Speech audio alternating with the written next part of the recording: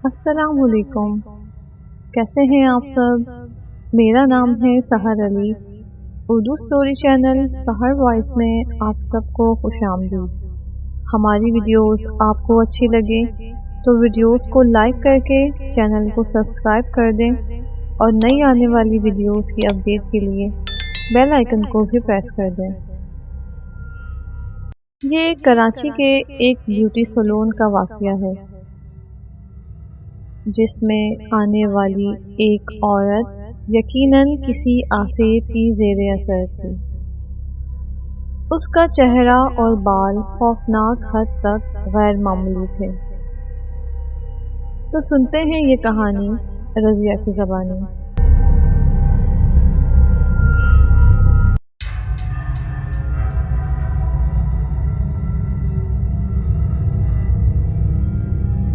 मेरा नाम रज़िया है और मैं सबास ब्यूटी पार्लर में जॉब करती हूँ। हमारे पार्लर में तरह तरह के क्लाइंट आते हैं और हमें हर तरह के क्लाइंट से वास्ता पड़ता रहता है। ऐसे ही एक क्लाइंट का वाकया जिसकी मैं खुद चश्मदीद गवाह हूँ बयान करती हूँ।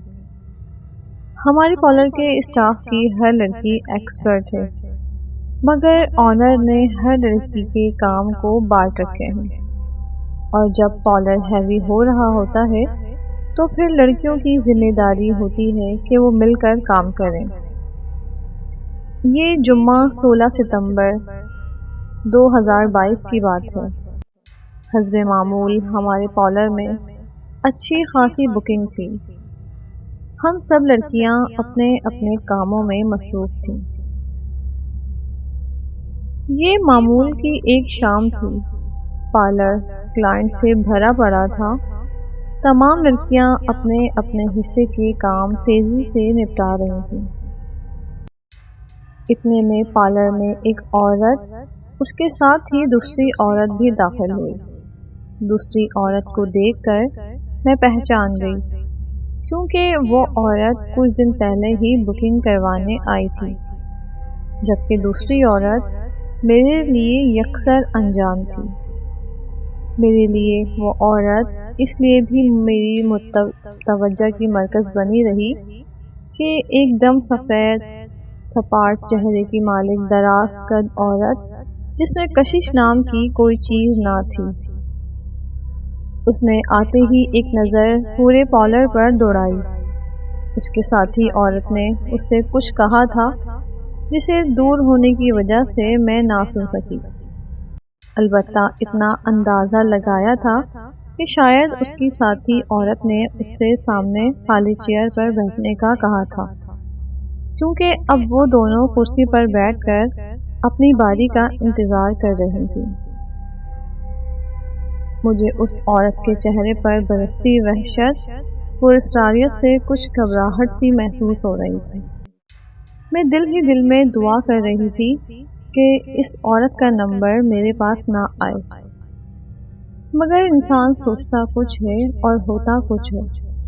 मैंने उस औरत से तवज्जो हटाकर अपनी पूरी तवज्जो अपने सामने मौजूद क्लाइंट पर मरकूज कर दी।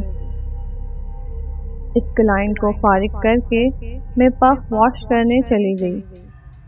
वापस आई तो देखा वही औरत मेरी कुर्सी पर बैठ चुकी थी। मर्जी क्या ना करती कि मुझे ही उसके नज़दीक आना पड़ा और दराज कर बेइंतहा सफ़ेद रंग जिसमें खून नाम की कोई चीज़ नज़र नहीं आ रही थी, ऊपर से इसके चेहरे पर बेतहाशा तिल थे जो बहुत बदनुमा मालूम हो रहे थे। अभी मैं इसके चेहरे की हदो-खाल के बारे में गौर कर ही रही थी कि मेरी नज़र इसके उड़ते बालों पर पड़ी, जो बगैर हवा के फिजा में ऐसे लहरा रहे थे जैसे ढेर सारे सांप बल खा रहे हैं। इलाही खैर, मेरे मुंह से बेख्तियार निकला। मैंने एक तायराना नज़र पार्लर पर डाली तो सबके बाल नॉर्मल अंदाज में थे। जिनके खुले थे उनके भी। फिर इस औरत के बाल बगैर हवा, बगैर किसी एक्स्ट्रा एनर्जी के कैसे लहरा रहे थे। अचानक मेरी नज़र उसके चेहरे पर पड़ी। تو میرا دل اچانک میرے حلق میں آ گیا۔ اس کے چہرے پر پڑے بالوں کے درمیان سے اس کی دو گھورتی ہوئی آنکھیں دیکھ کر میں بری طرح ڈر گئی۔ تبھی میری ساتھی لڑکی نمرا جو میرے پاس سے گزر رہی تھی اس نے مجھے ٹھوکا دیا، رضیہ کہاں گم ہو، جلدی کرو۔ مگر جیسے ہی نمرا کی نظر اس عورت کے اڑتے ہوئے بالوں پر پڑی وہ بھی ڈر گئی اور وہاں سے کھسک لی۔ وہ مجھے جلدی بیس بنانے کا کہنے آئی تھی۔ میک اپ آنرز کرتی تھی، ہیئر اسٹائل دوسری لڑکیوں کی ذمہ داری تھی۔ اس نے جو مجھے یوں گمسم دیکھا تو مجھے خیالوں میں گمسم ٹو کرا، مگر جب اس عورت کی بھیانک چہرے پر نظر پڑی تو وہ بھی وہاں سے چلی گئی۔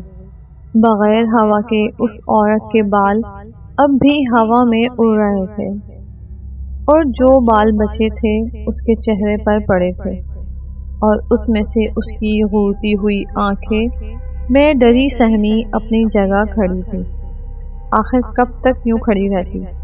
پھر میں ہمت کر کے آگے بڑھی اور بیس بنانے کے لیے چاہا اس کے بال سمیٹ کر بینڈ لگا دوں تو اس کی کھڑکھڑاتی ہوئی بھیانک آواز آئی، بالوں کو ہاتھ مت لگانا۔ آواز اور لہجہ اتنا سخت تھا کہ میں اپنی جگہ لرز کر رہ گئی۔ میری رہی سہمی ہمت بھی جواب دے گئی۔ اب میرے لیے مزید وہاں کھڑا ہونا محال ہو گیا تھا۔ میں تھر تھر کانپ رہی تھی۔ اس حالت میں کپ کپاتی ٹانگوں کے ساتھ میں پرے روم میں آ گئی، جو ہم سب کے لیے نماز ادا کرنے کا مشترکہ کمرہ ہے۔ اچھی بات یہ ہے کہ ہم سب لڑکیاں ہر وقت وضو میں رہتے ہیں تاکہ وقت پر نماز ادا کر سکیں۔ پرے روم میں آ کر سب سے پہلے میں نے آیت الکرسی پڑھ کر خود پر دم کیا، جس سے میرے ڈر میں واضح کمی واقع ہوئی۔ پھر میں نے مزید 3 مرتبہ پڑھ کر خود کے گرد احسار کھینچا اور دوبارہ اس عورت کی طرف آ گئی۔ جب میں اس عورت کے قریب آئی تو حیرت انگیز طور پر وہ عورت اب نارمل حالت میں تھی۔ مجھے اچھی طرح یاد ہے کہ جب میں پرے روم سے نکل رہی تھی وہ عورت اسی حالت میں بیٹھی تھی، مگر جیسے ہی میں آیت الکرسی کے احسار کے ساتھ اس کے قریب گئی وہ نارمل حالت میں آ گئی۔ اس نے بڑے پرسکون انداز میں نہ صرف بیس بنوایا بلکہ بیس بنانے کے دوران اس نے مجھ سے ڈھیر ساری باتیں بھی کی اور ہنسی مذاق بھی کیا۔ اس نے بہت اچھی باتیں کی کہ میرا اس سے کچھ دیر پہلے والا ڈر دور ہو گیا۔ لگ ہی نہیں رہا تھا کچھ دیر پہلے اس عورت کی کیا حالت تھی، اب بیس بنوانے کے بعد اس کی میک اپ اور ہیئر اسٹائلنگ کی باری تھی۔ میں اپنا کام ختم کر کے دوسری طرف متوجہ ہو گئی۔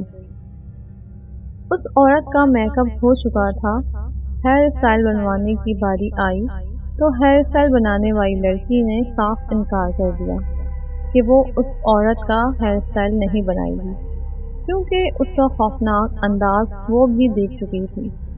اس کے اندر اتنی ہمت ہی نہ تھی کہ وہ اس عورت کے قریب جا سکتی۔ کوئی بھی اس کا ہیئر اسٹائل بنانے کے لیے تیار ہی نہ تھا۔ لڑکیاں بازی تھیں کہ جس طرح میں نے بہادری سے اس کا بیس بنایا تھا اسی طرح بہادری سے اس کا ہیئر اسٹائل بھی بنا دوں۔ ناچار یہ کام بھی مجھے ہی کرنا پڑا۔ ہیئر اسٹائل بنوانے کے دوران وہ مسلسل مجھ سے باتیں بھی کیے جا رہی تھی۔ لگ ہی نہیں رہا تھا کہ یہ وہی عورت ہے جس نے کچھ دیر پہلے مجھ پر غیبت طاری کر دی تھی، اور اب اس کا یہ انداز دیکھ کر لگ ہی نہیں رہا تھا وہ ایسے باتیں کر رہی تھی جیسے کہ کچھ ہوا ہی نہ تھا۔ میں اس کا ہیئر اسٹائل بنا کر وہاں سے اپنے ساتھی کی طرف آ گئی جو فارغ بیٹھی تھی۔ ہم دور سے اس عورت کو جیولری پہنتے دیکھ رہے تھے۔ میری ساتھی کہنے لگی، مجھے لگتا ہے اس پر کچھ سوار ہے، دیکھا نہیں تھا کچھ دیر پہلے اس کی کیا حالت تھی اور کتنا روڈ بیہیویئر کر رہی تھی، اب دیکھو بالکل نارمل لگ رہی ہے۔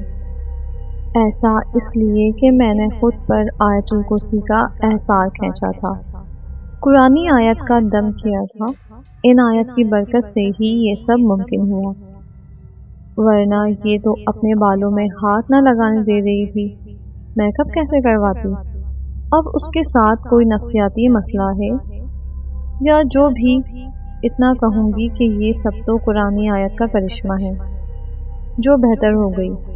آؤ اس کی نن سے معلوم کریں، وہی اصل بات بتائے گی، میری ساتھی نے کہا۔ ہمارے استفسار پر اس کی نن نے بتایا کہ پہلے یہ بالکل ٹھیک ٹھاک تھیں، ان کے 4 بچے ہیں، ان کی دیکھ بھال، گھر کے کام کاج، سب کچھ بڑے اچھے طریقے سے انجام دے رہی تھیں۔ 3-4 دنوں سے اچانک انہیں پتہ نہیں کیا ہو جاتا ہے کہ عجیب و غریب حرکتیں کرنے لگتی ہیں کہ ان سے خوف سا محسوس ہوتا ہے، یہ بالکل بدل جاتی ہیں کہ انہیں دیکھ کر ان کے بچے بھی سہم جاتے ہیں۔ پھر اس کی نند کو احساس ہوا کہ اسے یہ سب ہمیں نہیں بتانا چاہیے تھا۔ پھر کہنے لگی، اصل میں شادی کی تھکن اتنی ہے کہ آرام نہ ملنے کی وجہ سے مزاج میں چڑچڑا پن آ گیا ہے۔ ایسی کوئی بات نہیں ہے، آرام کے بعد سب کچھ بہتر ہو جائے گا۔ چلیں بھابھی، ہم سمجھ گئے وہ اس بارے میں مزید کوئی بات کرنا نہیں چاہتی۔ ان کے جانے کے بعد سب لڑکیوں کی زبان پر انہی کا تذکرہ تھا۔ سب اپنے اپنے کاموں سے فارغ ہو چکی تھی، چند ایک کلائنٹ رہ گئے تھے جو اپنے گھر سے کسی کے آنے کا انتظار کر رہے تھے کہ کوئی انہیں لینے آ جائے۔ آنرز نے بتایا کہ جب رضیہ اس عورت کا ویس بنانے کے لیے اس عورت کے قریب کھڑی تھی، تبھی اس کی نظر اس عورت کے بھیانک روپ پر پڑی۔ وہ سمجھ گئی تھی کہ اس عورت کے ساتھ ضرور کوئی مسئلہ ہے، اسی لیے جب اس عورت کی میک اپ کی باری آئی تو انہوں نے بھی خود پر آیت الکرسی کا دم کر لیا، اور اس عورت پر سوار غیر مرئی شے اس آیت الکرسی کی وجہ سے دور ہو گئی۔ اگر رضیہ اور آنر ایسا نہ کرتی تو نہ جانے کیا ہوتا۔ اسی لیے ہر وقت باوضو رہنا چاہیے، اسی میں ہماری بقا ہے اور ہماری سلامتی بھی، یہی حکم خدا بندی بھی ہے۔